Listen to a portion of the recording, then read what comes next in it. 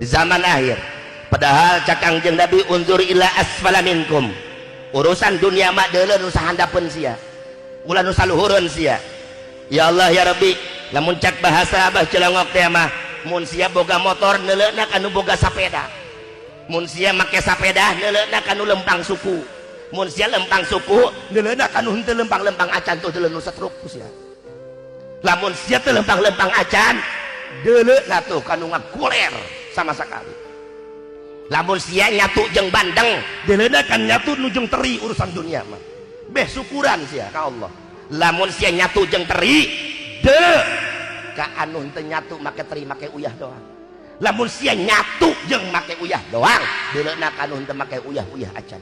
Mun sia teu make uyah-uyah acan deuleuna tuh kadulur urang nu mulungan remeh di kolong jembatan.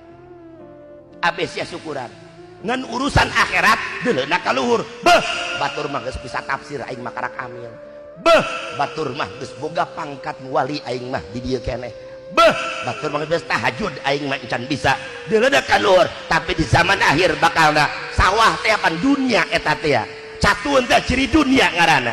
Cai dunia, sawah ke dunia, bakalna jelema lamun nu boga dunia mah henteu bae cium tangan mah. Kiai be kiai sanajan ka kafir cium tangan. Ku abong-abong disumbang doang. Mending gede mah cepet 10 juta ngising geus ya, ngisak. Dia moal ngisang-ngisang aja. Ya Allah ya Rabb. Giliran engke mah di zaman akhir jelema ka dunia mah tangga. Nempona kanu dunia bae kanu luhur bae. Engke na moal aya syukuran. Ku gara-gara moal aya syukuran akhirna kufur nikmat siksaan. Loba Kangjeng Nabi didelekeun ketika Mi'raj jelema anu kufur nikmat ngojay di lautan neraka ku gara-gara mikiran dunia. Ye silahkan orang cinta ka dunia ngan deuk nanya kula duniana bogoheun teu ka urang.